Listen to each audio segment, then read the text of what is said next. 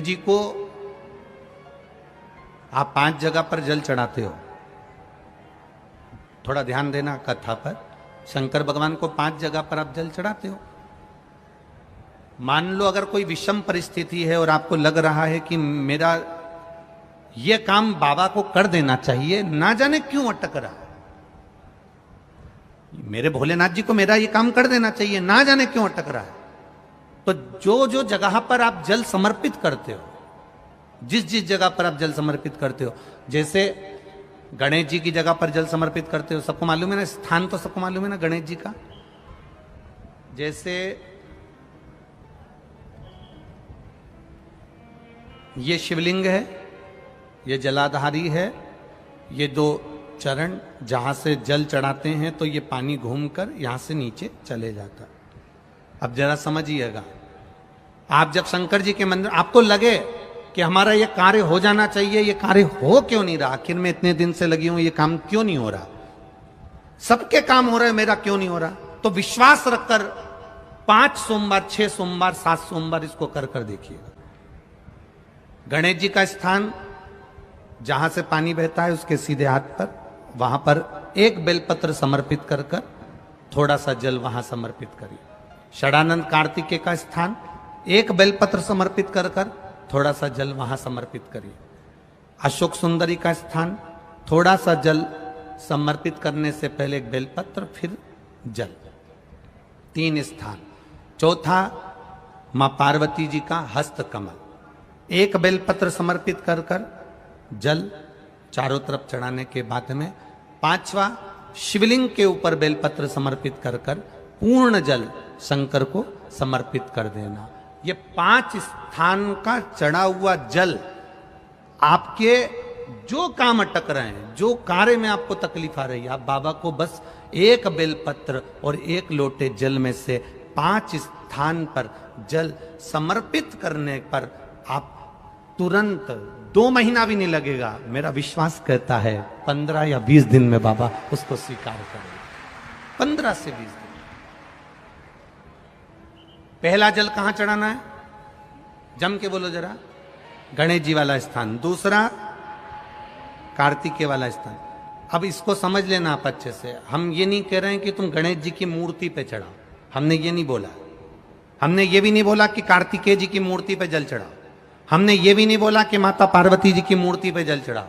आप तो जो शिवलिंग रखा हुआ है और जो जलाधारी गोल है उस पे जो शिवलिंग रखा है, जहां से पानी बह रहा है, उसके राइट हैंड में गणेश, लेफ्ट हैंड में कार्तिकेय, बीच में अशोक सुंदरी, पार्वती जी का स्थान हस्तकमल और ये शिवलिंग।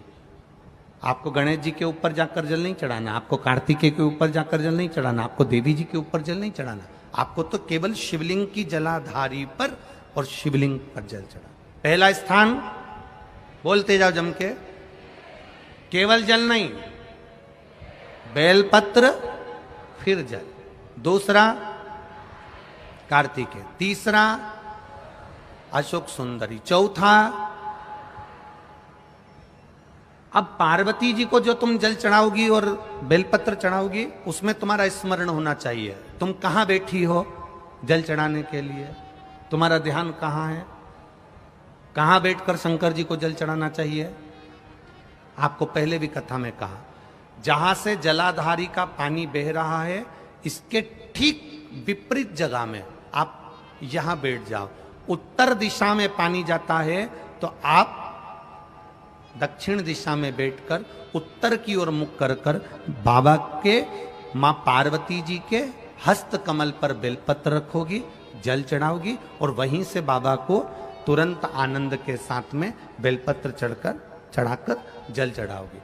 भले खड़े होकर या वहां जाकर तुम यहां पर जल चढ़ा दो, परंतु उसके बाद में जब आप जल चढ़ाओगी, जब बाबा पार्वती जी को जब बेलपत्र और जल चढ़ाओगी, तो आपका मुख कहां होना चाहिए, जहां से पार्वती, जहां से ये जल बहकर जा रहा हो, यहां बैठोगे तो जल जहां बहकर जा रहा है उधर की साइड तुम्हारा मुख हो जाएगा, उत्तर की साइड तुम्हारा मुख हो जाएगा और बाबा को आप जल समर्पित करो। तो पहला जल बेलपत्र गणेश जी, दूसरा कार्तिकेय जी, तीसरा अशोक सुंदरी, चौथा माता पार्वती जी का हस्त कमल, और 5वें नंबर का जल भगवान शिव के ऊपर, अर्थात भगवान देवाधिदेव महादेव से प्रार्थना करते हुए कि तेरा ही दिया मैंने खाया पिया है, तेरा शुक्रिया है, तेरा शुक्रिया। बाबा से प्रार्थना करते हुए, बाबा से अपने दिल की बात कहते हुए, बाबा से अपने मन की बात कहते हुए, अपने हृदय की बात भगवान देवाधिदेव महादेव से कहते हुए, ये 5 स्थान पर चढ़ाया गया जल आपके मनवांचित फल की प्राप्ति करा देता है, आपको सुख का अनुभव करा देता है। 5 जगह पर चढ़ाया गया, कम से कम 5 या 7 सोमवार अवश्य चढ़ाओ। शास्त्र कहता है सौभाग्यवती नारी जितना भजन पूजन करती है, सौभाग्यवती नारी जितना भगवत नाम स्मरण करती है, भगवत पूजन करती है, व्रत करती है, साधना करती है, तप करती है, पूजन करती है, पाठ करती है, आराधना करती है, अर्चना करती है, उस सौभाग्यवती नारी का किया हुआ दान, पुण्य, धर्म, भजन, कीर्तन, स्मरण, सेवा, चाकरी उसके पति के भी काम आती है और उसके पुत्र और पुत्री के भी काम आती है। एक सौभाग्यवती नारी के द्वारा किया, आवाज पकड़ रहा है, एक सौभाग्यवती नारी के द्वारा किया गया भजन, पूजन, स्मरण, संकीर्तन, नाम जाप, नाम कीर्तन उसके पति के भी काम आ रहा है और उसके बच्चों के भी काम आ रहा है। देखिए कितना सुंदर शिव महापुराण में चरित्र आया है वृंदा देवी का, कि वृंदा जितना नाम जाप करती है, वृंदा जितना नाम भजन करती है, वृंदा जितना नाम स्मरण करती है, उसके पति को उसका लाभ है। हमारे के व्रत का अगर आप विधान देखेंगे, और हम तो कहते हैं केवल 16 सोमवार से ही मतलब मत रखो। आप माताएं अगर एकादशी का व्रत कर रही है, सोमवार का कर रही है, मंगलवार का कर रही, बुधवार का करे, गुरुवार का करे, चतुर्थी का करे, तीज का करे, छठ का करे, आप जो भी व्रत करते हो उस व्रत का विधान स्कंद पुराण में लिखा हुआ है। और स्कंद पुराण में क्या वर्णन लिखते हैं कि नारी जब सौभाग्यवती हो जाती है, लड़की की जब शादी हो जाती है और वो अपने पति के घर में जब रह रही होती है, पति के संग रह रही होती है, तो पति के घर में रहकर जितना भजन पूजन करती है, जितना स्मरण करती है, वो उसके द्वारा किया गया भजन, पूजन, व्रत, आराधना, उद्यापन, चाकरी, दर्शन, ये सब का फल उसके पति के खाते में भी जाता है और उसके पुत्र और पुत्री के भी खाते में जाता है। पर उसमें एक बात का विशेष ध्यान रखना, स्कंद पुराण कहती है कि आप व्रत को उठाएं। आपने व्रत उठाया, कहां उठाया? पति के घर से उठाया, ठीक है। आपने व्रत उठाया सोमवार का, 16 सोमवार का, पशुपतिनाथ का, या गुरुवार का, या मंगलवार का, या बुधवार का, जो भी व्रत आपने उठाया वो पति के घर से उठाया। अब आपका फर्ज क्या है कि व्रत आप अगर कर रही हो तो पति के घर का ही अन्न, पति के घर का ही जल,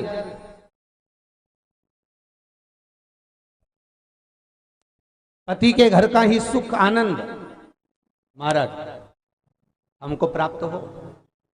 अगर व्रत करने के दिन मालूम पड़े आपने कोई तीज का व्रत, छठ का व्रत, चतुर्थी का कोई विशेष खास जो व्रत होता है, 16 सोमवार का व्रत, पशुपति व्रत, और आप अपने मायके चली गई और मायके का अन्न जल आपने ग्रहण किया, मायके का प्रसाद ले जाकर, मायके की थाली ले जाकर, मायके का पूजन का सामान ले जाकर आपने भगवान की आराधना करी, तो स्कंद पुराण कहती है वो स्वीकृत नहीं होता, क्योंकि विवाह होने के बाद गोत्र बदल जाता है। उस गोत्र का अन्न चाहिए, उस गोत्र का भाग चाहिए। हम हमारे बाबा से रूठ जरूर जाते हैं, हमको लगता है कि वो हमारा परीक्षा ले रहा है, हमको लगता है वो हमारी परीक्षा ले रहा है, मैं भूखी रह गई, मैं प्यासी रह गई, मैं अब पहुंची, हो सकता है हम जितना कष्ट देवाधिदेव महादेव की कथा में जितना कष्ट बाबा से मिलने में, जितना कष्ट हम परमात्मा को प्राप्त करने में, हम जितना कष्ट भुगतते हैं, जितना कष्ट हमें होता है, हम स्टेशन पर पड़े हैं, हम बस में धक्के खा रहे हैं, हम गाड़ियों पर पड़े हैं, हम रोड पर पड़े हैं, हम टेंट में पड़े हुए हैं, मिल रहा खाने को नहीं मिल रहा, हम जितना जितना कष्ट भोगते हैं, ये तैयारी में रहना कि जैसे रेस के घोड़े को मालिक कष्ट देता है तो रेस का घोड़ा जीत जाता है। अगर तुझे कष्ट मिल रहा है तो तू भी जीत कर ही मानेगा, निश्चितता है तेरी।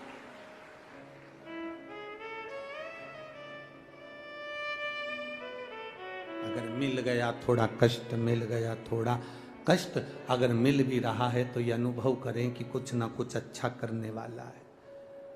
दुनिया के लोग रंग बदलते हैं, दुनिया के लोग रंग बदलते हैं और मेरा कुबेरेश्वर महादेव वक्त बदलता है, साधारण नहीं है शिव। लोग रंग बदलते हैं, मेरा वैद्यनाथ, मेरा महाकाल राजा, मेरा विश्वनाथ, मेरा कुबेरेश्वर बाबा, कुबेर भंडारी कब वक्त बदल दे इसका कोई भरोसा नहीं, इसका कोई भरोसा। शंभु शरणे मांगू घड़ी रे घड़ी, दुख काटो दया करी ने दर्शन। ये शिव तत्व की प्राप्ति अपने भीतर करिए। हमें कष्ट से डरना नहीं, हमें कष्ट से लड़ना है। मरना किसी चीज का हल नहीं है। कोई ने अपशब्द कह दिया, आपने सोचा मेरी जिंदगी बेकार हो गई, मैं मर जाऊं तो अच्छा। कर्जा हो गया, तुमने सोचा मेरा जीवन बेकार हो गया, मर जाऊं तो अच्छा। फसल अच्छी नहीं आई, कर्जा बढ़ गया, मैं मर जाऊं तो अच्छा। कष्ट आया तो तुमने मरने का विचार करा, मरने का प्लान करा। कष्ट आए, तकलीफ आए, दुख आए, कुछ कष्ट जीवन में आए, मरने का प्लान मत करना, शिव नाम जपने का प्लान करना, तो वो नैया पार कर सकता है। शंकर को जपिए, शंकर को भजिए। तुम राम नाम, कृष्ण नाम, शिव नाम जो तुम जप सकते हो, जो तुम्हारे भीतर उमंग उत्पन्न करा कर दे, जो तुम्हारे भीतर से निकलता रहे। आप में कई माताएं ऐसी बैठी हुई हैं, आप में कई लोग ऐसे बैठे हुए हैं जो सुबह से उठते हैं तो मुंह पर श्री शिवाय नमस्तुभ्यम आ जाता है। काम करते करते उसके मुख से निकलता रहता है श्री शिवाय नमस्तुभ्यम, श्री शिवाय नमस्तुभ्यम। मंदिर जा रही है, श्री शिवाय नमस्तुभ्यम। कहीं काम कर रही है, श्री शिवाय नमस्तु। कई लोग आप में ऐसे बैठे हुए हैं जिनके मुख पर गुणगान चलता रहता है। सुबह उठे तो गुणगान, रात को सोए तो गुणगान। उसके भीतर कथा के प्रति इतना रुझान हो गया कि शंकर का नाम उसके मुख से निकलता रहता है। ओम नमः शिवाय, नमः शिवाय, राम नाम, कृष्ण नाम, शिव नाम उसके भीतर अपने आप घट की जिह्वा से निकलता रहता है। उसको वो नहीं चाहती कि मेरे मुंह से नाम निकले, तो भी वो नाम अपने आप निकल रहा है। मतलब शंकर भगवान उसको याद करना प्रारंभ कर दिए, इसलिए अपने आप श्री शिवाय नमस्तुभ्यम मुख से निकलना प्रारंभ हो गया। शिव याद कर रहे हैं उसको, भगवान देवाधिदेव महादेव याद कर रहे हैं उसको, इसलिए शिव नाम मुख से निकल रहा है।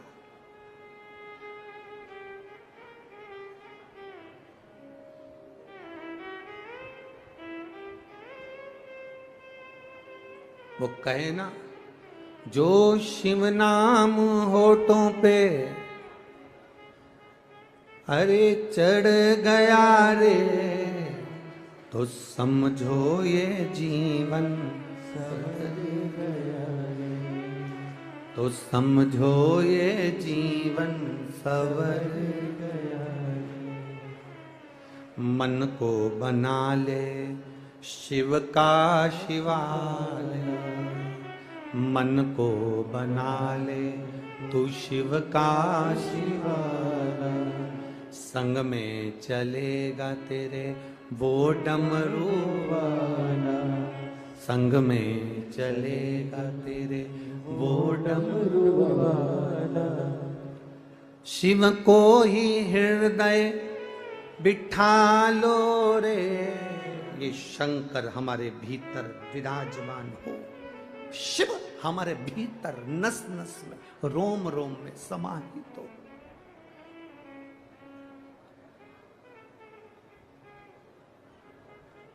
और जब शिव रूपी रतन हमारे भीतर आ जाएगा, जब हमारे भीतर शिव रूपी रतन आ गया, जब हमारे भीतर राम रूपी रतन आ गया, जब हमारे भीतर कृष्ण रूपी रतन आ गया, जब हमारे भीतर भगवत भजन रूपी रतन आ गया, तो समझ लें कि अपने जीवन की सार्थकता निश्चित है। कष्ट हो सकता है जीवन में, कष्ट आ सकता है जीवन में, पर उसको निपटाने का, उसको समाप्त करने का तरीका केवल भगवत भजन ही है।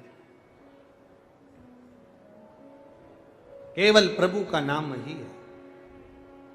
आज ये नियम है, थोड़ा ध्यान दीजिएगा। मान लो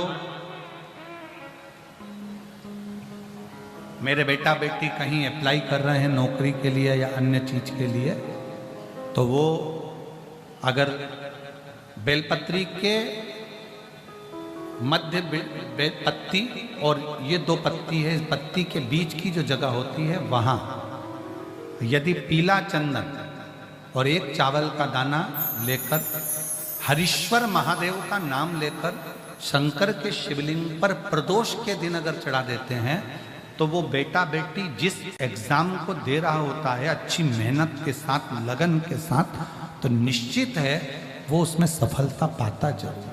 हरीश्वर महादेव, एक बार बोलो कौन से महादेव? हरीश्वर महादेव, जिसका स्वयं पार्थिव शिवलिंग भगवान शंकर भगवान के शिवलिंग का स्मरण, भगवान शंकर के शिवलिंग का निर्माण स्वयं भगवान विष्णु कर रहे। भगवान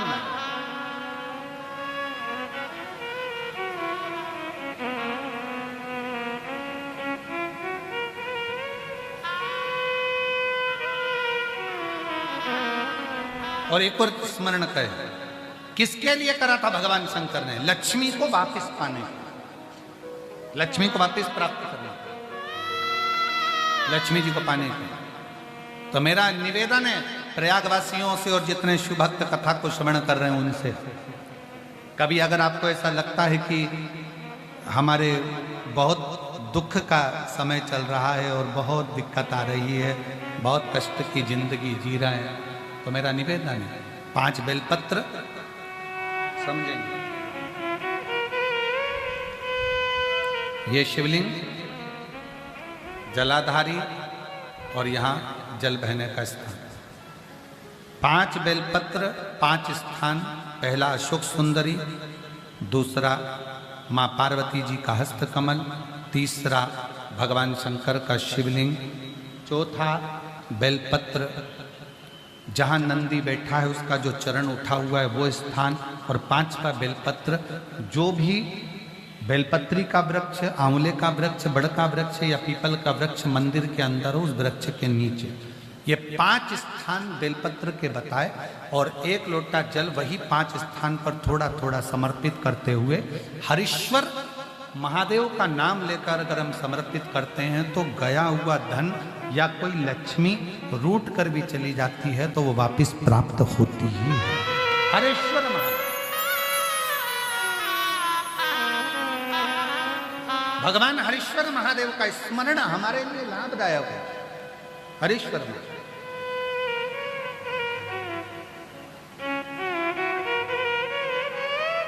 और कभी कभी भूल से भी हम तो कई बार आप लोगों से, आप लोग जब श्री शिवाय नमस्तुभ्यम अपन लोग बोलते हैं तो कितनी बार बोलते हैं? 5 बार उसका स्मरण करते ही करते। आप कभी भूलवश भी, मान लो अगर आपको ऐसा लग रहा है कि कहीं तकलीफें चल रही हैं तो आप श्री शिवाय नमस्तुभ्यम जपें, आप पंचाक्षर मंत्र जपें, नमः शिवाय, आप षडाक्षर मंत्र जपें, ओम नमः शिवाय, आप महामृत्युंजय मंत्र जपें, मना नहीं, राम नाम, कृष्ण नाम, शिव नाम, कुछ भी लो। पर आपको ऐसा लग रहा है कि मैं बहुत उलझनों में फंसी पड़ी हूं, बहुत तकलीफ हूं, तो हरीश्वर महादेव का स्मरण कर सकते हैं। 2 क्षण करो।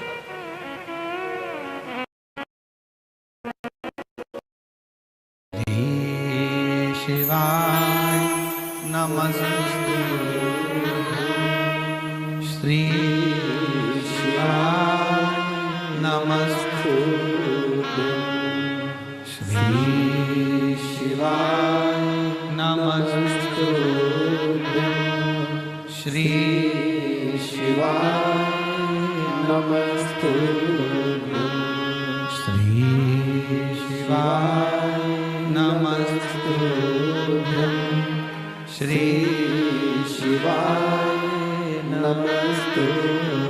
आप शिव का स्मरण करें, हरीश्वर महादेव का स्मरण। हर हर महादेव। श्री शिवाय नमस्तुभम। पूजनीय गुरु जी द्वारा बताए गए 9 मार्च सोमवार की अष्टमी तिथि है।